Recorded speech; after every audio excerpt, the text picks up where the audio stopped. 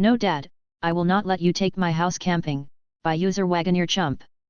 I mentioned in a prior post that my narcissist father in the 90s was angry that I was living out of a camper trailer. But not because I was using it for a home, but because I had a camper trailer. He'd wanted one for years, and just never got around to it. On top of his other faults, you can add extreme procrastinator to the list. After I moved into my uncle's backyard with the trailer, my parents eventually found me. They forced their way in and stole my car keys, and then my car. That situation had to be resolved with police. They eventually started demanding I be their free driver again for when they went out drinking. And that didn't go over well either. Eventually my mother showed up to gripe at me about something else. By then she was pretending to be over wanting my car. But it was pretty obvious she was not over it. On this particular day, she was mad at me because my father was ranting about my trailer. Apparently he was pissed that I could just take it anywhere I wanted. And my mother told me she wanted me to get an apartment or something, so my father would shut up about it. I told her no, I was getting way too good of a deal living out of the trailer. My uncle was hardly charging me anything, and I just had to do his yard work on top of the low amount of rent utilities I was paying. There's no way I'd give that up for an apartment. When my parents got their hands on another Vista Cruiser, it could tow things like my Caprice could. The Cavalier my father stole from me couldn't tow anything, and the small orange 70s car my mother had used for a while wasn't made for towing either. So when they got another wagon, they got one with a tow hitch. And as soon as they had it, my father wanted to start towing things. And then he decided all of a sudden he wanted to take my trailer camping. And he treated it like an FYI at first. My father, in his usual attitude, just showed up and bluntly told me he was gonna use my trailer to go camping. I refused, and then he tried to order me as his son to let him take my trailer camping during the summer. I told him no again. It was literally my home. And I know him, he'd try to park my trailer at his house and then never give it back. My father tried to give me his gorilla man act, and I met it head on. Basically two rednecks chest bumping.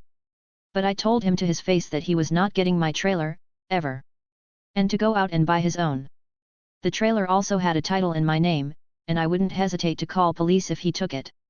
My old man as usual, called me ungrateful, tried gaslighting, and finally left. My uncle watched practically the whole thing from a window with popcorn.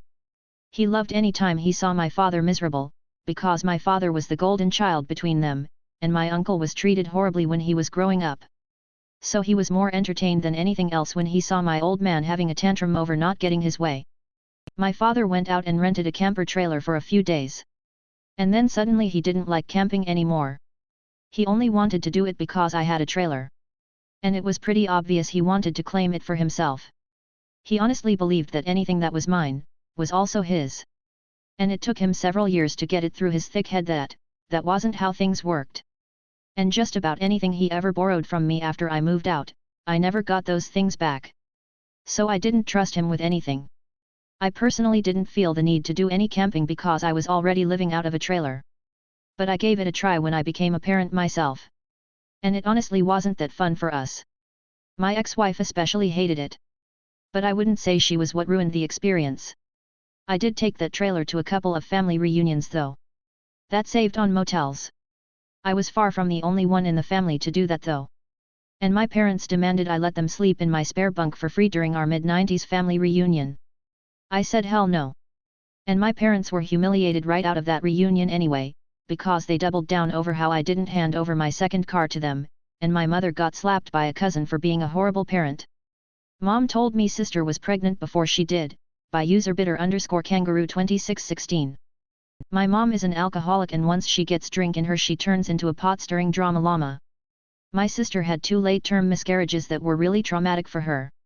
Fast forward to the other night, my mom comes in from work smelling like alcohol while I was at my sister's, she lives there. She says to me with this snarky shit-eating grin, so is she still pregnant? I stared at her. She went, oh I'm sorry. I just assumed she told you. I said nope she didn't and you shouldn't have said that. She then continues that now she might not even be because she was bleeding, as if it was amusing to her. I was angry but with my nieces and nephews. This morning I called her and told her that wasn't nice at all. She sloughed it off and said oh I do that sometimes don't I?